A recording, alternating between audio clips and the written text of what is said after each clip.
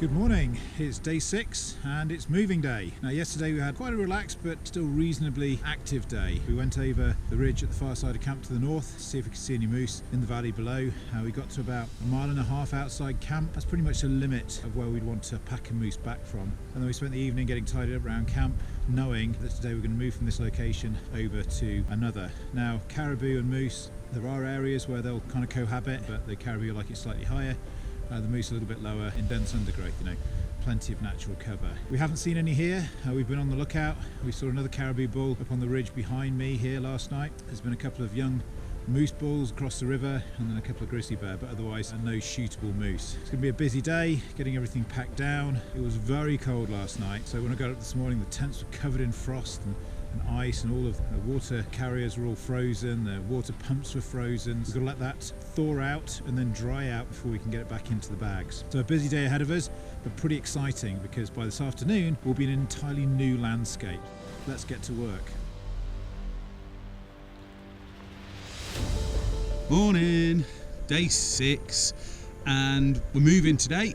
And before I forget, happy anniversary, Suze. Same again, 2 years on the trot. I'm out here in the beautiful tundra, celebrating our anniversary, hunting animals, living the dream. We've been up now, I should think, about an hour and a half, and I've just gone to have a drink out of my water bottle, and it was frozen solid. So that just tells you how cold it was inside the tent. It looks like the sun's going to poke its head over the mountains in a minute or two. We'll get the tents dried out, get everything packed away, and Cole should be here within about an hour and a half, I reckon. So there we go. We'll catch you in pastures new. See you in a bit. Moving day is always a little on the stressful side. Sure, we're pretty organised and everything has its place, but throw a bush pilot on a tight schedule into the equation and everything heats up a notch or two. Cole is still trying to catch up with his schedule after a solid 3 weeks of rain, and so we do our best to help things along, making sure everything is packed and ready to go in good time and helping to load the plane. I'm the first to head out, with James and Steve following soon afterwards.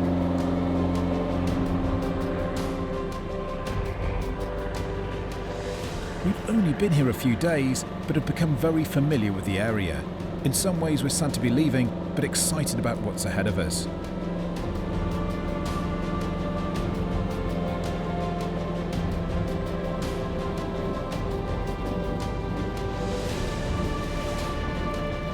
We have a quick pit stop at a local airstrip to change planes. It's an exercise in efficiency with all hands on deck.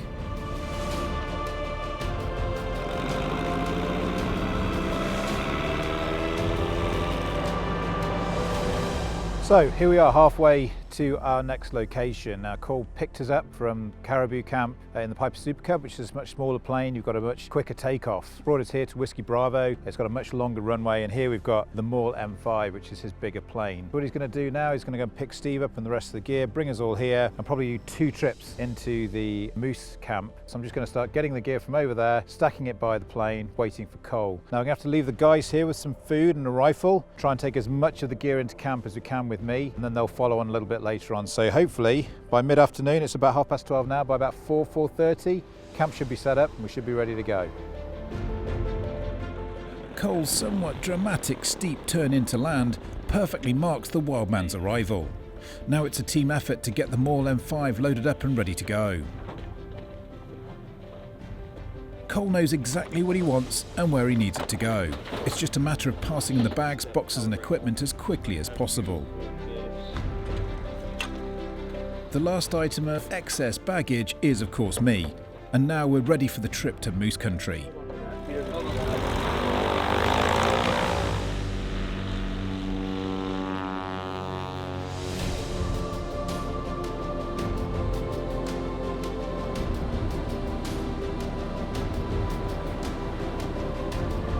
With the magnificent Alaska range bathed in sunshine, the view from up here is truly breathtaking.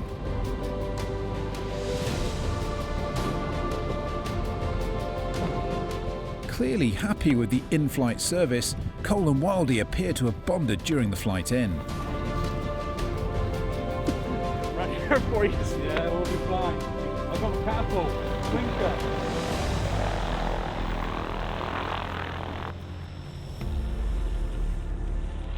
And with Cole gone, we're alone in the wilderness once more.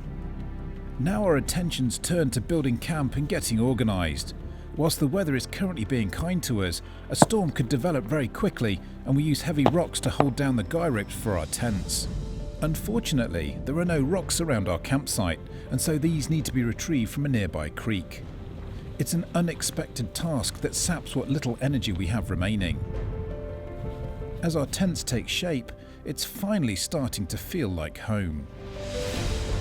So it's been another busy day and we found ourselves in a new home just above the Trimble River. Lovely location, as you can see the valley behind us just drops away. The sun's been shining all day. Beautiful day to move camp, really. We're not used to moving camp in the sunshine. Although it's very welcome, we're not complaining, it also makes it tough because it's quite physical, you know, packing everything down in the cold. He likes to move us quickly, so we've got to be ready for him. And then when we get to the other side, we've got to unpack it all and get set up again. It's been a steady day, but a tough day, hasn't it? Fetching water because the creek's a fair way down the bottom there, carrying it all back, making sure we've got enough through the night and ready for the morning so we can have a brew straight away. And also we've had to fetch stones as well. There's no stones here to hold the guy ropes down, so we've had to go all the way down to the creek to fetch stones back. And it's been a pretty active day, but very rewarding. And this is our reward for all of that effort, which is an absolutely magnificent landscape. Now we're up here, we're quite high, but we're going to be hunting for moose and black bear. And Cole tells us that the saddle all the way along the right hand side of us here is very strong for moose, lots of thick alders. We haven't seen anything just yet, but the slopes are alive with berries as well. So we're hoping that that's going to bring a few black bear in for us. So it's just a matter of being patient, letting the binoculars and the spotting scope do the work for us, seeing if we can see any movement, and then hopefully moving in and making a shot. But really pleased with how the day's gone. It's been tough, but been worth the effort. It has. I think it's your turn for the coffee. Oh, my turn it is. So